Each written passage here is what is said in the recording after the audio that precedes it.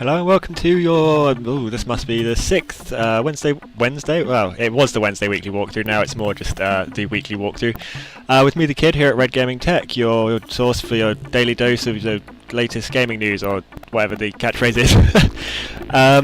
So I'm going to be trying something a bit different from this week onwards.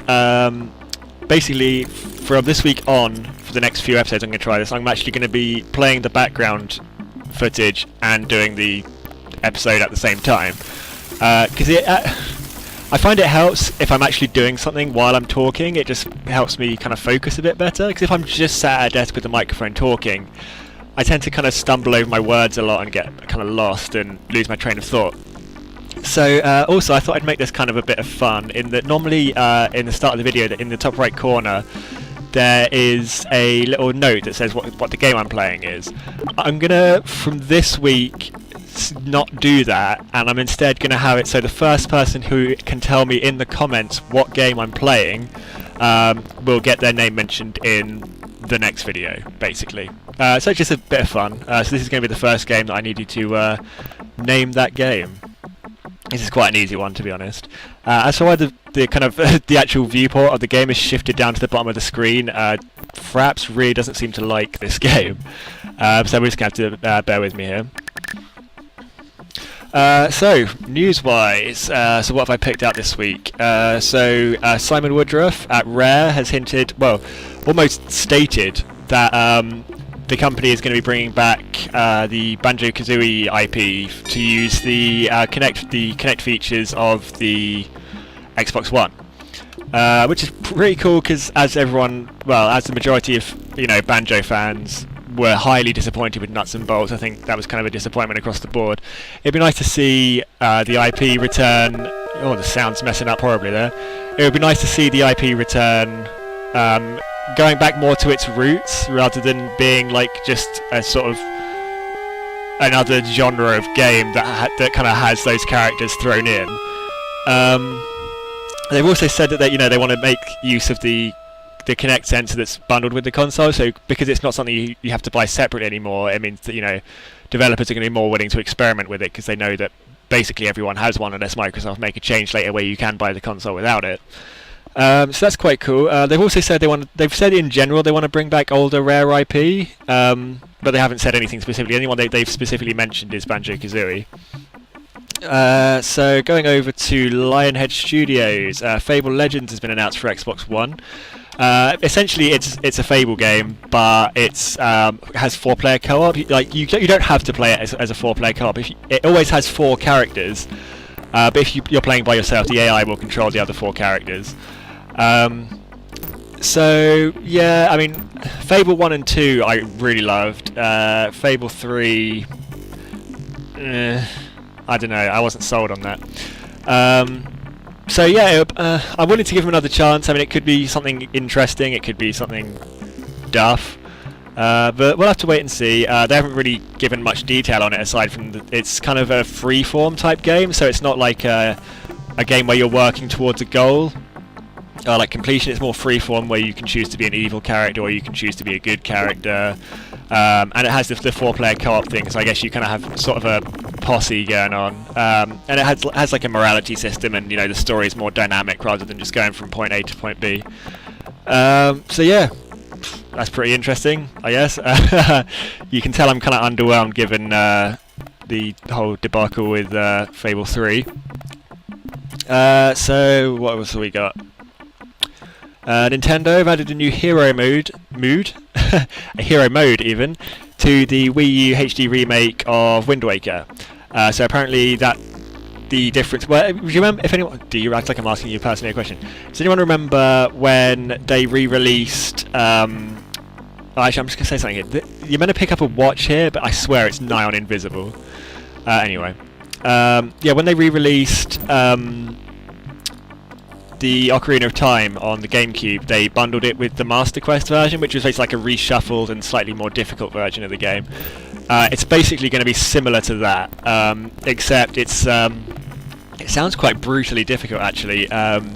Essentially, the enemies deal pretty much double damage, and you like kind of a staple thing in the Zelda series was that you could find hearts in the little boxes and stuff. You can't get that. You can't find the hearts in jars anymore. So essentially, enemies with double the strength and a much sparser health availability. Yeah, it will include the regular normal mode. But yeah, for the kind of people who've played Wind Waker a lot, I think I've only finished Wind Waker once. I've definitely played it a few times. I think I've only seen it through all the way once. But yeah, so for people who are like veterans of that game, who've beaten it tons of times, like I've done with Ocarina of Time, I must have played that at least 10 times. It's nice to have like a harder difficulty to give you a bit more of a challenge as you play through, because sometimes by the time a game gets a HD remake, you've played that game so many times that you just breeze through it without even having to think, and all you're really playing it for is just the extra, like the souped up graphics. So it's nice to have a bit of an extra challenge to make the game kind of feel new again, I guess. So Blizzard have officially announced the Diablo III expansion, Reaper of Souls. They announced that at Gamescom. The game director, Josh Mosquera,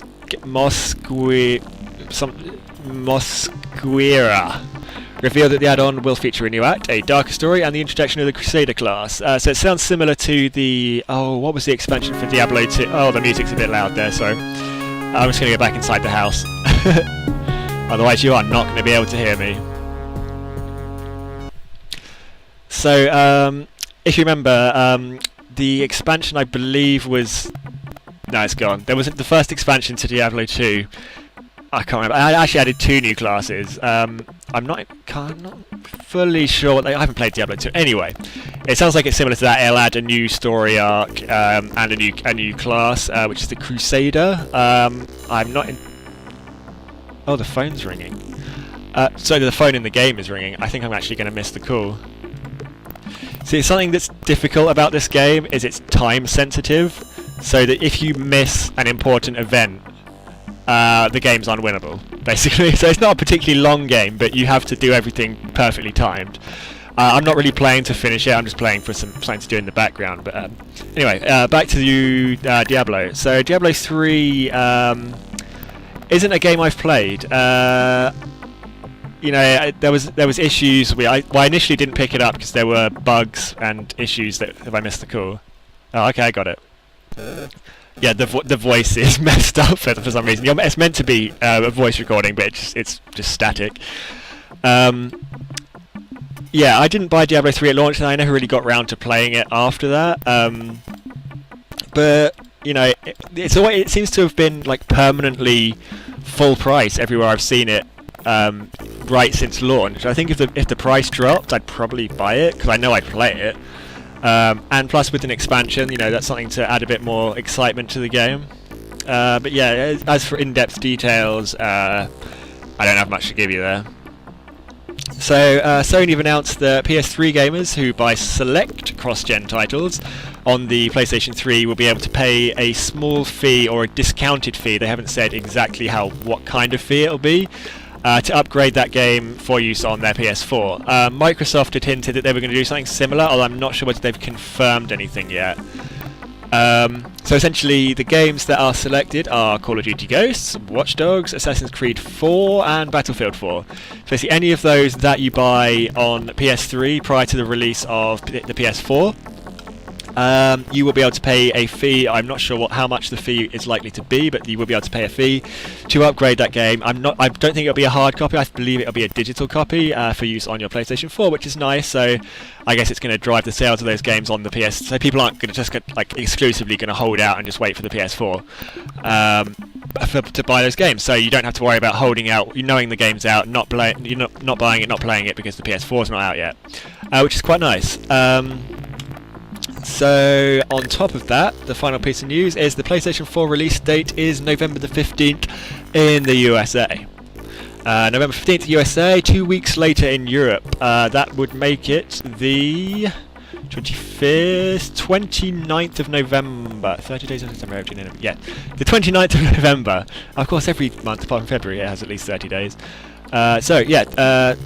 As far as it matters for the European listeners, 29th of November, November 15th in the USA. As for other territories, I am not entirely sure. That's the only information I have in front of me. So yeah, prepare your wallets, PlayStation gamers, for November 15th if you're American, or the 29th if you are European and awesome. Prepare your wallet and get ready to spend. I have got a pre-order down on a PS4. Whether I'll get one launch day, I'm not entirely sure. I don't know whether I'll have the money. Obviously, this isn't like my job. So I have a day job, and whether or not I can really afford to get one on launch day, probably not. I'll probably wait till I get some, like, my birthday's right after Christmas, so wait until I get some money in then, and then pick one of the consoles. I'm likely to go with Xbox One, despite the controversy they kicked up initially. I'm going to give them another chance, as they have attempted to fix things. I will probably get the other console later down the line, I would imagine. That was so voice cracked there. So that was your 6th, I believe, weekly walkthrough with me, the kid, here at Red Gaming Tech.